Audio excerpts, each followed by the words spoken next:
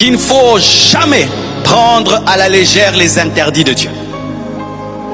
Ne prenez jamais à la légère les interdits de Dieu. Lorsque Dieu considère une chose comme étant sérieuse et toi tu la négliges, dans les années qui viennent, tu paieras très cher. Regardez, Josué a trouvé Gaza faible et c'était rien. Je peux laisser, c'est comme un petit serpent, c'est rien. Mais des années après, le petit serpent engendre une femme qui a la capacité d'ôter l'onction d'un roi de Dieu. Quand Dieu te dit, arrête telle chose, arrête telle chose, arrête telle chose, sache que Delilah est en route pour te couper les cheveux.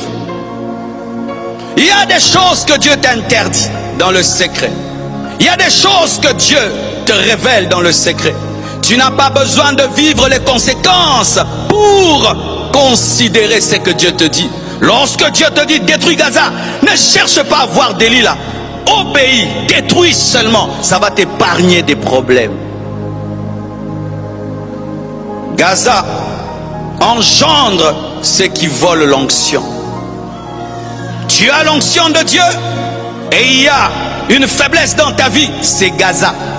Gaza te coupera les cheveux, Gaza t'exposera, Gaza t'humiliera. Tu as une désobéissance dans ta vie comme Asdod. Asdod engendre Ichabod. Pourquoi je dis cela? Lorsque l'arche de Dieu a été prise et amenée à Asdod, il y avait un sacrificateur qu'on appelait Élie qui est tombé.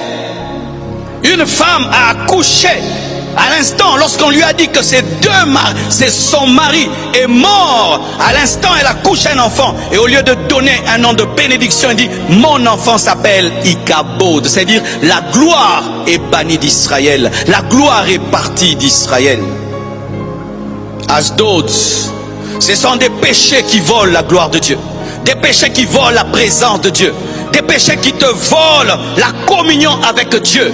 Et Dieu, quand il te parle d'une chose, fais attention, elle brisera ta communion avec Dieu. Ichabod, c'est-à-dire que Dieu n'est plus là. Ichabod, c'est-à-dire que la gloire n'est plus là. Ichabod, je vous dis mes frères, vaut mieux perdre l'onction, mais ne pas perdre la présence. Et Gath engendre une possession démoniaque. Gath engendre l'entrée d'un démon. Parce que Goliath représente un démon. Tu commets un péché, Dieu te dit arrête. Il te dit arrête. Oh, ça me fait rien, ça me fait rien, ça me fait rien. Ok, pendant que tu joues avec le péché, il y a un démon qui est en route. Il est en train de venir. Dieu te dit arrête. Et il n'a pas besoin de t'expliquer qu'un démon est en route. Toi, tu dois seulement obéir. Et un jour, un esprit impur entre en toi, Goliath. Mes frères et sœurs, le péché ouvre